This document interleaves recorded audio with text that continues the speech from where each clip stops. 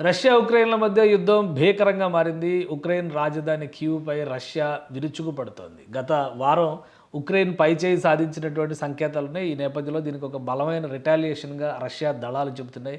ఒకే రోజు 21 మంది మృతి చెందడంతో పాటు 60 మందికి తీవ్ర గాయాలైనట్టుగా ఉక్రెయిన్ అధికారిక ప్రకటన చేసింది.